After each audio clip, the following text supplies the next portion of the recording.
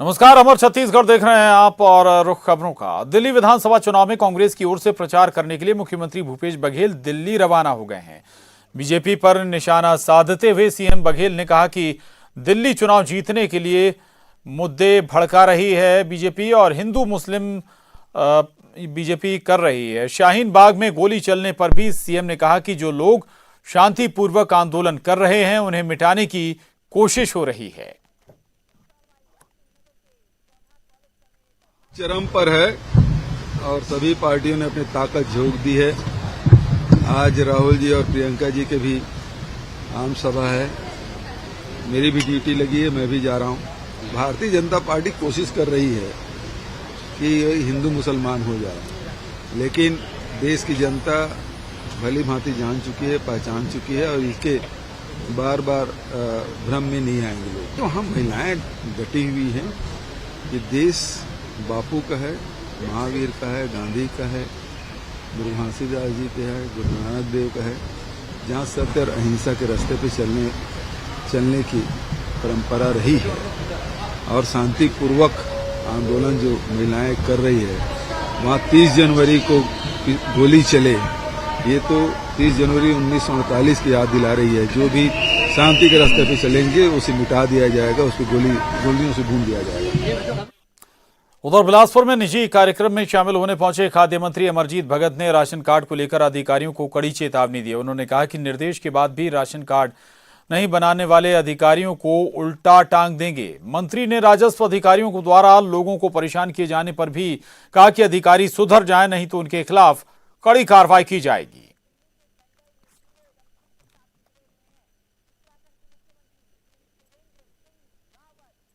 बोल रहा है वो ज्यादा ऑथेंटिक है कि वो जो कोई बाबू बोल रहा है पटवारी ज्यादा अहमियत रखता है। मैंने कह रहा हूँ कि 100% बनाया जाएगा, जो जो इच्छुक होगा सबका कार्ड बनाया जाएगा और बोलने के बाद जो नहीं बनाएगा उसको हम उल्टा टांग देंगे। आचार संहिता कैसे बनेगा? निर्देश के बाद जो काम नहीं करेगा और अगर उस आदत नहीं सुधरेगा तो उसके खिलाफ सख्त कार्रवाई की जाएगी। जांजगीर चांपा के बिरगहनी गांव में पति पत्नी के बीच हुए विवाद में बच्चों की बलि चढ़ गई। विवाद के बाद गुस्साई मां ने अपनी ही 2 मासूम बच्चों की गला घोंटकर हत्या कर दी। 2 बच्चों की हत्या से गांव में मातम पसर गया है। पुलिस ने मामले की जांच शुरू कर दी है। तो जांजगीर चांपा का ये मामला, बड़ी खबर है जांजगीर चांपा से, जहां बिरगहनी गांव में पति पत्नी के बीच हुए विवाद में बच्चों की बलि चढ़ गई। विवाद के बाद गुस्साई मां ने अपने 2 मासूम बच्चों की गला घोंटकर हत्या कर दी। 2 बच्चों की हत्या से गांव में मातम पसरा हुआ है। पुलिस ने अब मामले की जांच शुरू कर दी है। रोहित शुक्ला हमारे साथ जुड़ गए हैं और जानकारी के साथ। रोहित, क्या विवाद था जिसके चलते ये हालात बन गए? अपने ही बच्चों को मौत के घाट उतार दिया गया मां के जरिए। जी प्रशांत, देखिए निश्चित ही बहुत ही दिल दहला देने वाली ये घटना है और ये पूरा मामला कोतवाली थाना क्षेत्र के ग्राम बिरगहनी का है, जहां रंजीता की शादी जो है बिरगहनी के रहने वाले बलराम के साथ हुई थी और दोनों का वैवाहिक जीवन अच्छा चल रहा था। लेकिन पिछले कुछ सालों से दोनों के बीच छोटी छोटी बातों को लेकर आए दिन विवाद होता था। बीती रात भी दोनों के बीच विवाद हुआ और विवाद इतना बढ़ गया कि रंजीता अपने 3 बच्चों को लेकर के घर से निकल गए। उसके बाद उसने 2 बच्चे, जो 3 माह का कार्तिक था, 2.5 साल की एक मासूम बच्चा था उसे, और एक 6 साल की बच्ची अंचल, तीनों को लेकर के निकली और 2 बच्चों की उन्होंने हत्या कर दी। तीसरे बच्चे की भी वो हत्या करने का प्रयास की और उसे पैरे के ढेर में ले जा करके उसका गला भी दबाया, लेकिन बच्ची ने मरने का नाटक किया और वह बच गई। इस घटना के बाद से ही गांव में पूरा मतलब दहशत फैला हुआ है और इस घटना के बाद पति ने तत्काल इसकी सूचना जो है पुलिस को दी। मौके पे पहुंची पुलिस ने शव का पंचनामा कराया है और शव को अपने कब्जे में ले लिया है और महिला को हिरासत में लेकर पूछताछ की जा रही है। जी प्रशांत। बिल्कुल, पूछताछ की जा रही है। वजह क्या थी? दरअसल 3 बच्चे थे दंपति के, 2 को मौत के घाट मां ने उतार दिया, तीसरे को भी मारने की कोशिश की, लेकिन गनीमत रही कि वो बच गया। शुक्रिया आपका रोहित, इस पूरी जानकारी के लिए धन्यवाद। आगे बढ़ते हैं और अब बात कोरोना इफेक्ट की, जहां प्रदेश में कोरोना वायरस को लेकर दहशत है। प्रदेश में अभी तक 4 लोगों में कोरोना वायरस होने का संदेह जाहिर किया जा रहा है। अंबिकापुर में एक और, दुर्ग भिलाई में 3 लोगों में कोरोना वायरस होने की संभावना जताई जा रही है। 4 लोगों के सैंपल जांच के लिए वायरोलॉजी लैब पुणे भेजे गए। सूत्रों के मुताबिक दुर्ग भिलाई के 3 संदिग्ध मेडिकल छात्र हैं जो हाल ही में चीन से लौटे हैं। तो 3 जो संदिग्ध हैं वो चीन से लौटे हैं, मेडिकल के छात्र हैं। ये मेडिकल की पढ़ाई चीन में कर रहे हैं और इनमें आशंका जाहिर की जा रही है कि कोरोना वायरस हो सकता है और उसी के मद्देनजर इनके सैंपल जांच के लिए पुणे भेजे गए हैं और इन्हें निगरानी में रखा जा रहा है।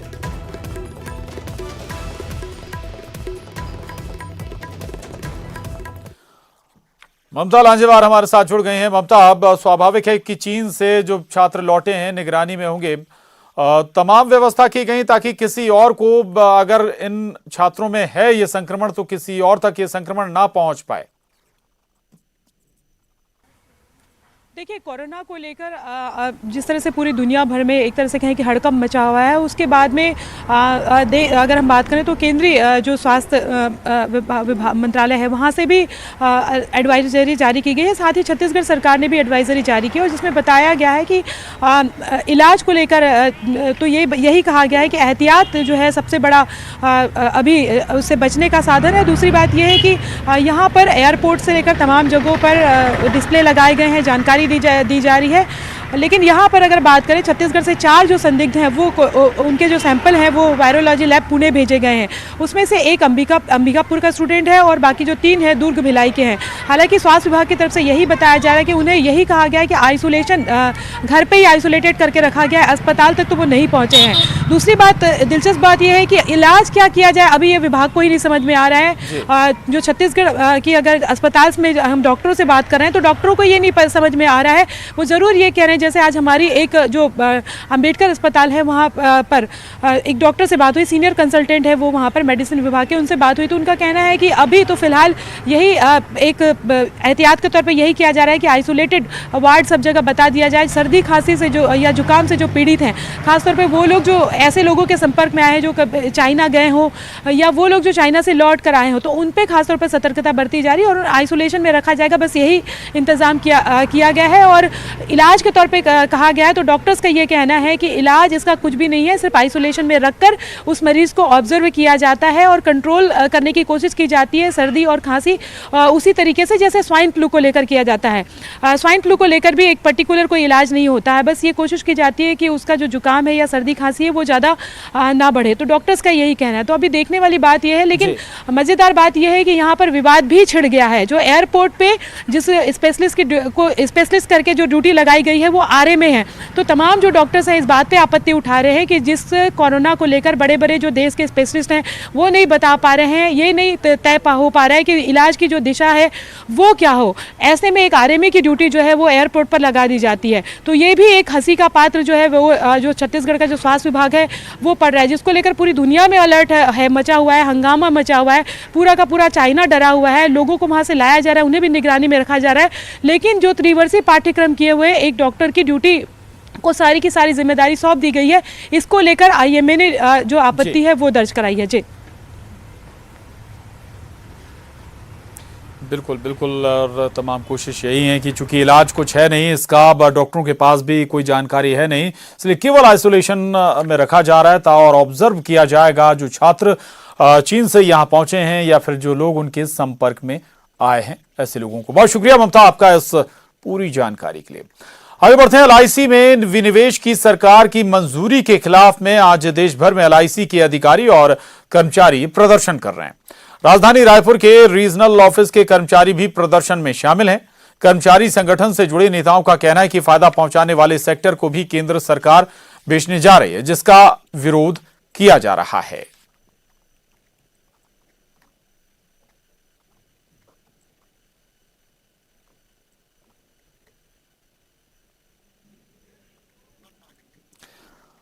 तो एलआईसी में विनिवेश की तैयारी है, लिस्टेड करवाने की तैयारी है एलआईसी के कुछ हिस्से को शेयर मार्केट में, और इसी पर अब आपत्ति है एलआईसी के कर्मचारियों को। कहा जा रहा है कि केंद्र सरकार ऐसे अपने सरकारी प्रतिष्ठानों को भी बेचने की तैयारी में है जो लगातार फायदा दे रहे हैं। फायदा पहुंचाने वाले सेक्टर को भी केंद्र सरकार बेचने की तैयारी में और इसी का विरोध LIC के कर्मचारियों के जरिए किया जा रहा है। तो रायपुर से ये तस्वीरें। और आपको बता दें कि दरअसल नए बजट में LIC में विनिवेश की तैयारी है और LIC का एक हिस्सा, एक छोटा हिस्सा लिस्टेड किया जाएगा शेयर मार्केट में और उसके शेयर सेल आउट किए जाएंगे। राघवेंद्र हमारे साथ जुड़ गए हैं। राघवेंद्र, LIC की ये कर्मचारी हैं, आपत्ति है इनकी कि कंपनी को कहा जा रहा है इनके जरिए कि बेचा जा रहा है और इसी पर ये आपत्ति दर्ज करा रहा है। क्या और आपत्तियां हैं इनकी?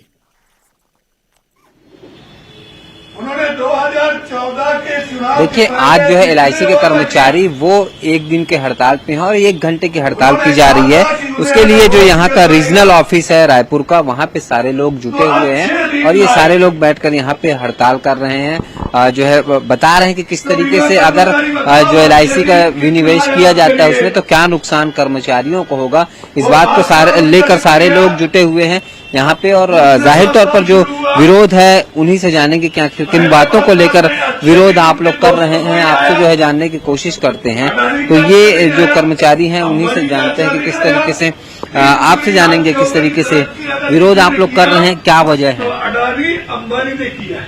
विरोध। LIC को 10% बेचने की बात आई है ना, उसके क्या मांगे हैं आपके, क्या चाहते हैं आप? LIC को बेचने का कोई हक नहीं है। LIC तो हमेशा अपना जो भी कर रही है, LIC का सारे देश में लगा हुआ है कि नहीं, उसके क्या और जो नया बजट आया वो पुराना बजट, नए बजट में हर चीज को एक्शन है वो सब हटाया जा रहा है। इसके आगे बजट आया है उसमें जिन चीजों का उल्लेख है उसको लेकर विरोध है। कुछ और भी जो पदाधिकारी हैं उनसे जानेंगे जो आज विरोध प्रदर्शन आप लोग कर रहे हैं, क्या वजह? पूरे देश में हड़ताल हो रहा है और इस हड़ताल का एकमात्र उद्देश्य है LIC में जो विनिवेश हुआ है सरकार के इस फैसले के खिलाफ है हम समझते हैं ये देश विरोधी कदम है। इसीलिए हम मांग कर रहे हैं कि कदम वापस होना चाहिए। आगे राघवेंद्र, एक सवाल जरूर पूछिए। सरकार के मुताबिक अधिकतम 10% हिस्सेदारी LIC की विनिवेश की जाएगी, इस पर क्या दिक्कत है? मालिकाना हक तो सरकार के पास ही रहेगा।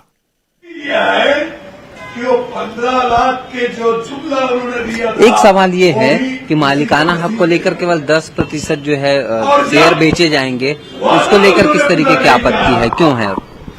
अभी वर्तमान में सरकार ने ये तय नहीं किया है, ये बताया नहीं है कि वो कितना प्रतिशत शेयर मार्केट में फ्लोट करना चाह रहे हैं। हमारा ये कहना है कि चूंकि ऑलरेडी भारतीय जीवन बीमा निगम की इतनी पूंजी है कि उसे मार्केट से अतिरिक्त पूंजी एकत्र करने की आवश्यकता ही नहीं है।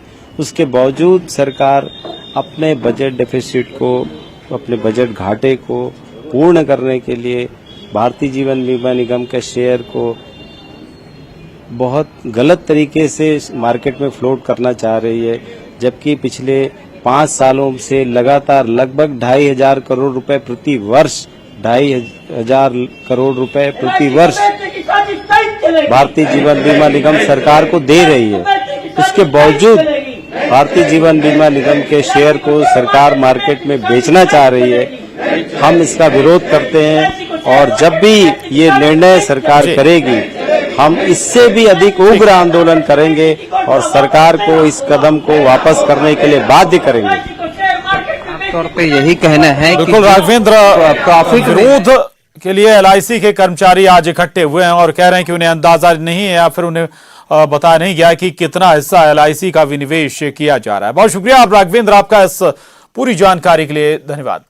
अगली खबर का रुख कर रहे हैं। बड़ी खबर है बिलासपुर से, जहां कलेक्ट्रेट के 58 कर्मचारियों को कारण बताओ नोटिस दिया गया है। समय पर दफ्तर नहीं पहुंचने पर यह नोटिस जारी हुआ है। अतिरिक्त कलेक्टर ने 3 दिन के भीतर जवाब मांगा है।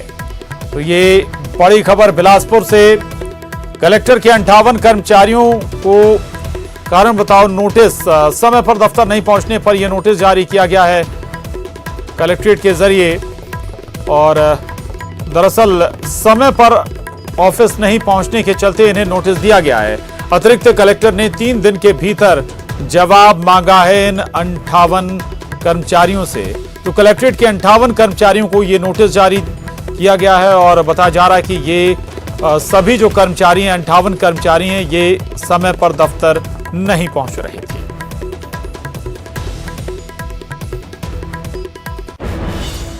ब्रेक के बाद एक बार फिर रुख खबरों का। जांजगीर चांपा में सख्ती विकासखंड से पंचायत चुनाव कर लौट रही मतदान कर्मियों से भरी बस सुवाडेरा के पास पुल की रेलिंग तोड़ते हुए 20 फीट नीचे नाले में जा गिरी। हादसे के बाद घटनास्थल पर अफरा तफरी मच गई। स्थानीय लोगों ने हादसे की जानकारी पुलिस को दी। हादसे में 12 मतदान कर्मचारी घायल हुए हैं, जिनमें 4 की हालत गंभीर बनी हुई है।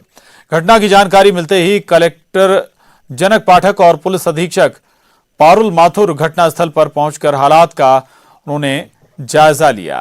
तो ये खबर जांजगीर चांपा से है, जहां पर सख्ती विकासखंड से पंचायत चुनाव कराकर लौट रही मतदान कर्मियों से भरी बस सुवाडेरा के पास पुल की रेलिंग तोड़ते हुए 20 फीट नीचे नाले में जा गिरी। हादसे के बाद घटनास्थल पर अफरा तफरी का माहौल है। बताया जा रहा है कि जो करीब 3 से 4 जो मतदान कर्मी हैं वो जख्मी हालत में।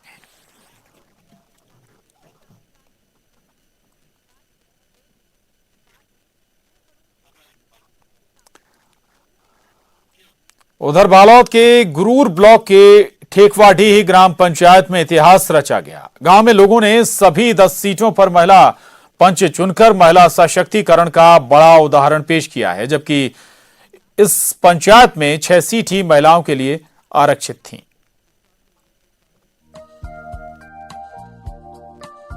बालोद जिले का ये ठेकवाडीह गांव है। दूसरे गांव की तरह यह भी एक गांव है, लेकिन इस गांव की सबसे बड़ी खासियत है कि गांव की पूरी कमान अब महिलाओं के हाथ में है।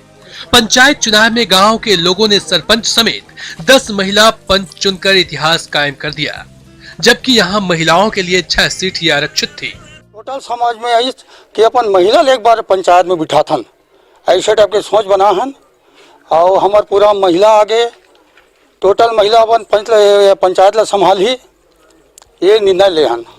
जब महिलाएं घर परिवार चला सकती हैं, तो पंचायत क्यों नहीं चला सकती? इसी सोच को साकार किया ठेकवाडीह के ग्रामीणों ने और महिला पंचों को चुनकर इसका संदेश भी दिया। आदमी सोच रहे थे कि महिला कुछ नहीं कर सके, हम यही सोच बनाए पूरा गांव इकट्ठा हो गए कि हमला संदेश देना है ताकि महिला भी जागरूक है, महिला पूरा विकास कर सकते, ये संदेश देकर करें।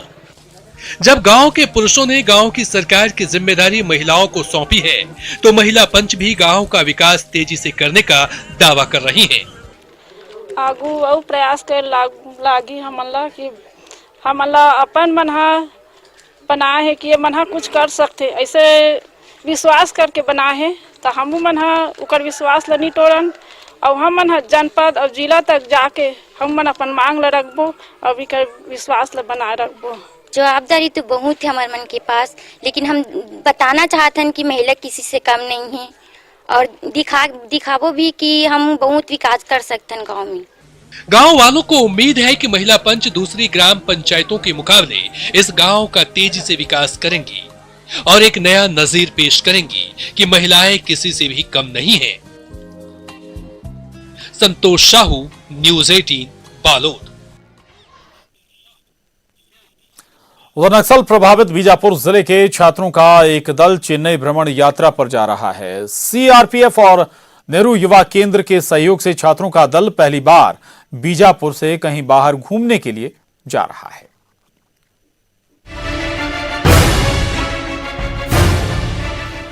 नक्सल प्रभावित बीजापुर जिले के अलग अलग गांव के ये छात्र पहली बार बस्तर के बाहर जा रहे हैं।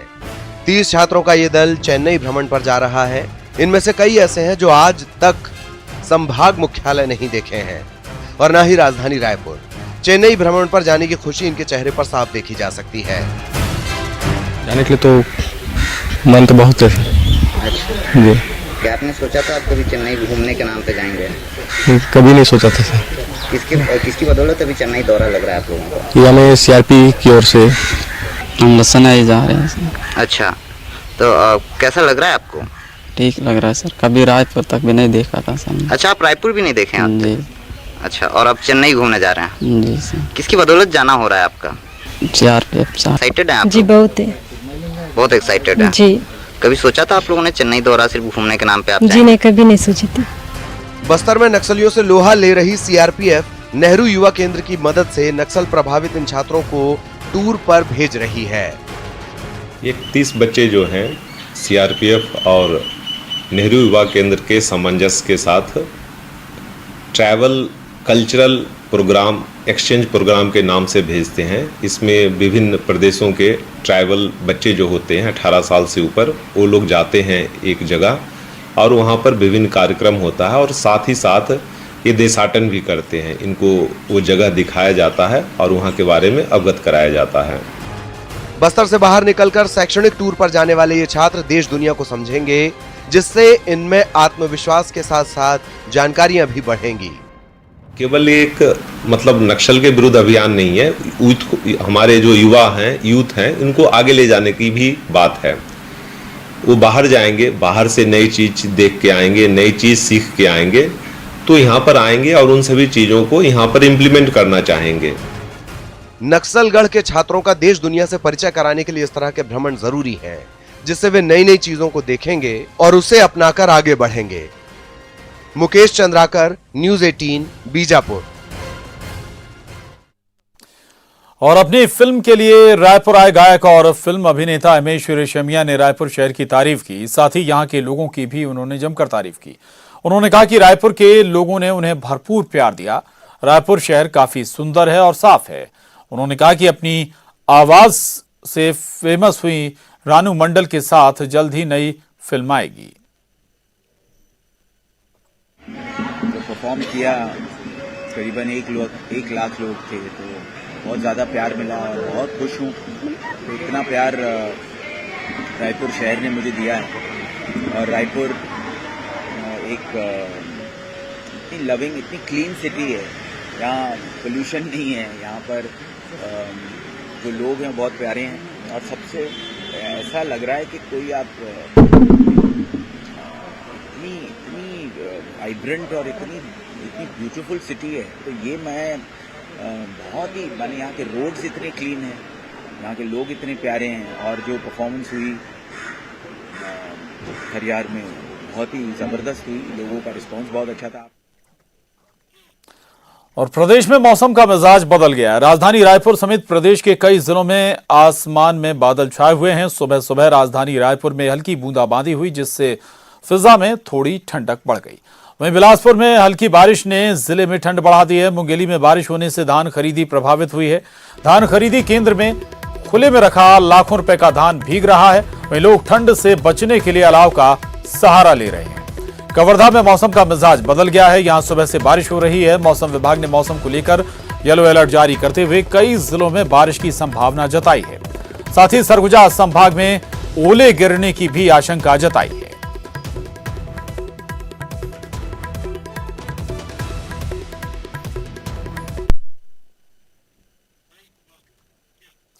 और इसके साथ ही इस बुलेटिन में बस इतना ही। खबरों का सिलसिला लगातार जारी है।